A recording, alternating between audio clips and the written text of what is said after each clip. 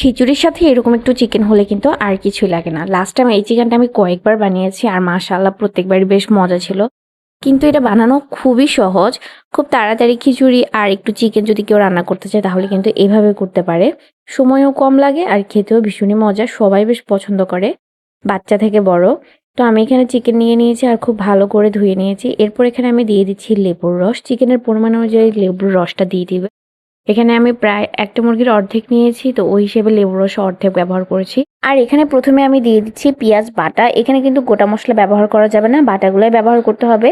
পেঁয়াজ বাটা দিয়েছি 2 টেবিল চামচ পরিমাণ, সাথে দিচ্ছি রসুন বাটা, সেটাও প্রায় 2 টেবিল চামচ পরিমাণ দিয়েছি।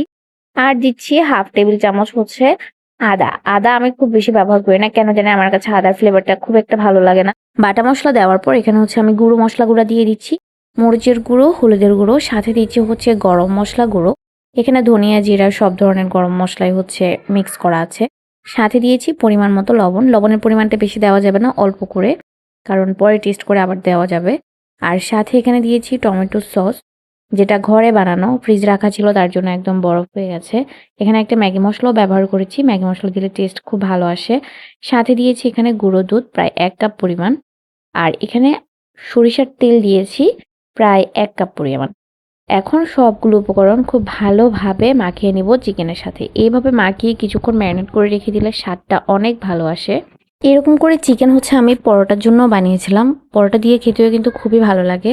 তো এই যে মশলাগুলো খুব সুন্দর করে চিকেনের সাথে আমি মাখিয়ে নিয়েছি। এখন হচ্ছে রেখে দেবো। কি সুন্দর একটা কালার এসেছে। আর এখন এগুলো ফ্রাই করে নিব। এখানে একটা কড়াইয়ের মধ্যে হচ্ছে আমি তেল দিয়ে দিয়েছি, সরিষার তেল। তবে খুব বেশি পরিমাণে দিইনি, যেহেতু চিকেন মাখানোর সময় আমি তেল ব্যবহার করেছি। এরপর হচ্ছে এখানে আমি চিকেনটা দিয়ে দিচ্ছি। একটা একটা দিয়ে দিচ্ছি, আর এখানে আগে কোনো গ্রেভি দিচ্ছি না, কারণ এগুলো পুড়ে যায়। চিকেনটা মোটামুটি একটু ভাজা হয়ে আসলে তারপর গ্রেভিগুলো দিই। চিকেন রান্না করতে কিন্তু খুব বেশি সময় লাগে না। এখানে আমি একদম আস্তে আগুন দিয়ে তারপর চিকেনটা রান্না করেছি, যাতে হচ্ছে পুড়ে না যায়। আর ঢাকনা দিয়ে রেখেছিলাম তাড়াতাড়ি সেদ্ধ হওয়ার জন্য। চুলার আঁচটা কমিয়ে ঢাকনা দিয়ে রাখলে চিকেনগুলো খুব সুন্দর সিদ্ধ হয়ে যায়।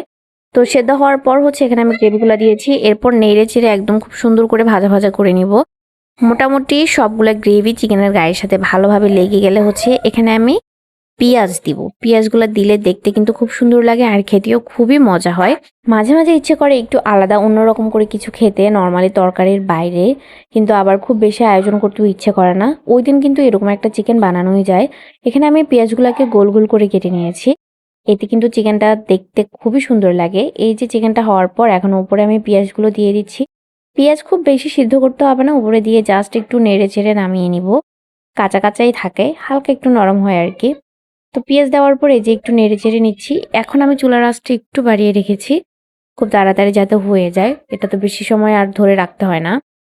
এই যে এখন আমার চিকেনটা রেডি। সাথে হচ্ছে আমি এখানে খিচুড়ি করেছিলাম, একদম শুধু ডাল, আলু আর মশলাপাতি দিয়ে, কোনো ধরনের মাংস এখানে ব্যবহার করিনি। যেহেতু আলাদা চিকেন করেছি তার জন্যই আমি হচ্ছে খিচুড়িটা এরকম সাদামাটা করেছি। তবে এই সাদামাটা খিচুড়ি খেতে অনেক মজা হয়েছে, আমার ভাই তো এটাই পছন্দ করেছিল। আর সাথে এই যে এখানে চিকেনটা নিয়ে নিচ্ছি। এই শুকনো শুকনো চিকেন আর খিচুড়ি দিয়ে খেতে এত বেশি মজা, যারা একবার খেয়েছে তারাই বলতে পারবে। খুবই সুন্দর আর মজাদার একটা রান্না। যাই হোক, আমার আজকের এই ছোট্ট ভিডিওটা এই পর্যন্তই। সবার আশা করি ভালো লাগবে। সবাই ভালো থাকবেন। আল্লাহ হাফেজ।